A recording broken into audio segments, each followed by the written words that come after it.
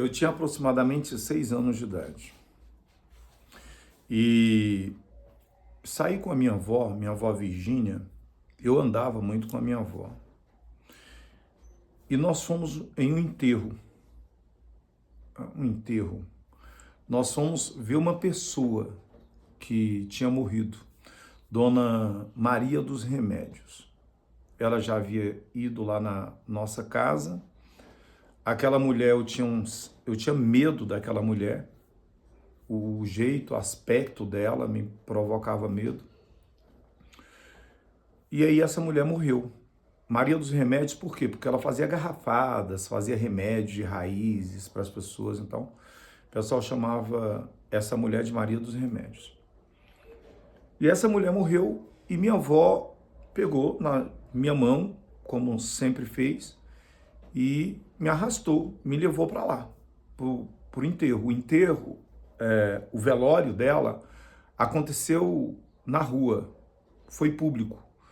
Tinha uma casa muito bonita, e na frente da casa tinha muitas pessoas, centenas de pessoas.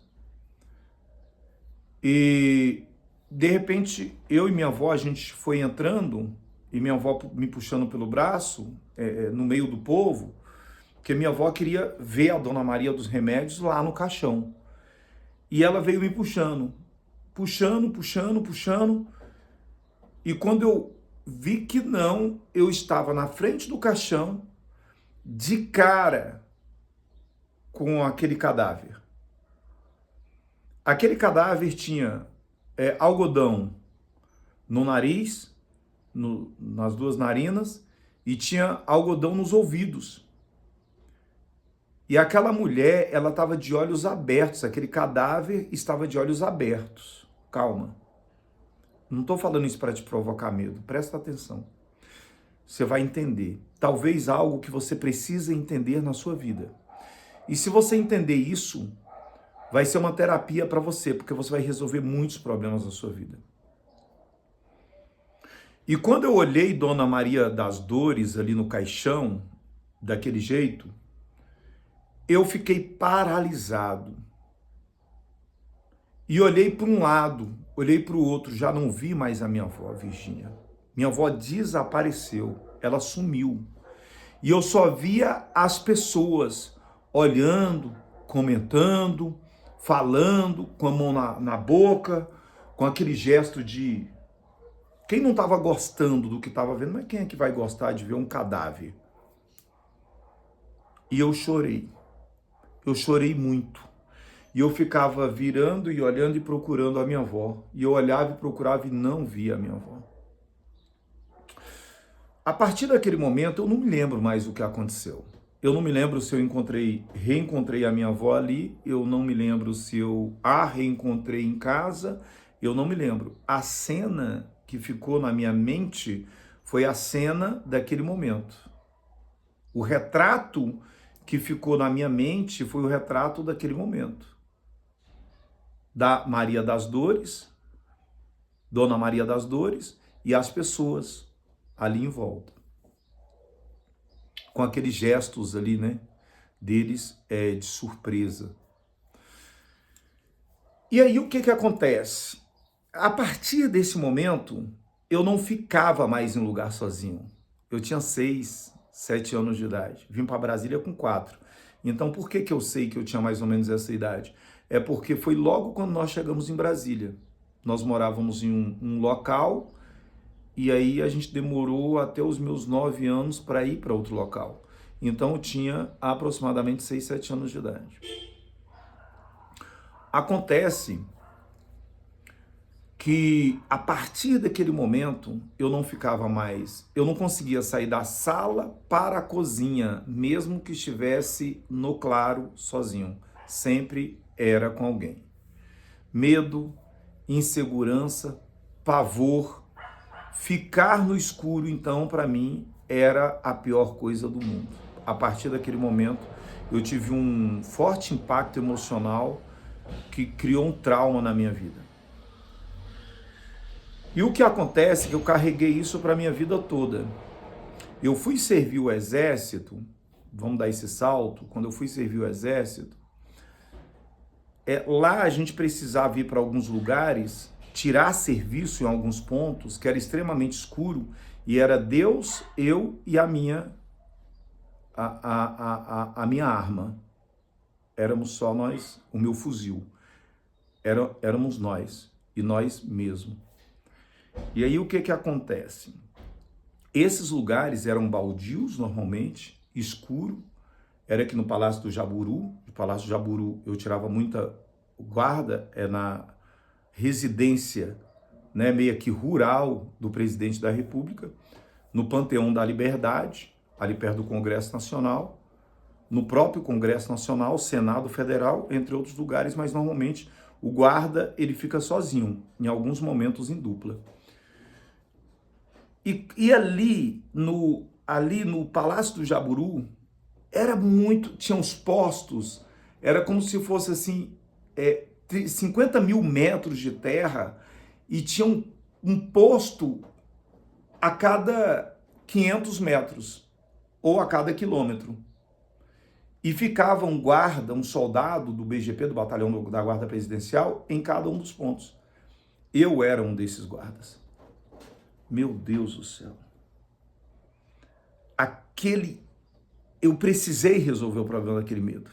Eu tinha pavor de barulho. No escuro, então, eu chorava. E aí juntou o medo, que era o medo do escuro, o medo de estar sozinho, com o medo de morrer. Porque lá no quartel, se você dormir, você vai morrer. Vai chegar alguém, vai invadir aqui, vai querer matar o presidente, o primeiro a morrer é você. E todas aquelas emoções. Mas no quartel eu venci esse medo. Pelo menos parte dele. Porque até quando eu me casei, eu me lembro de ter medo de dormir sozinho.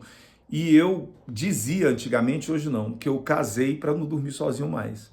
Né? Claro que não foi exatamente esse motivo, mas foi um dos motivos, né, que me fez feliz no casamento, a não dormir sozinho. Por que eu estou te contando isso? Porque esses traumas, eles vão te acompanhar para a vida toda.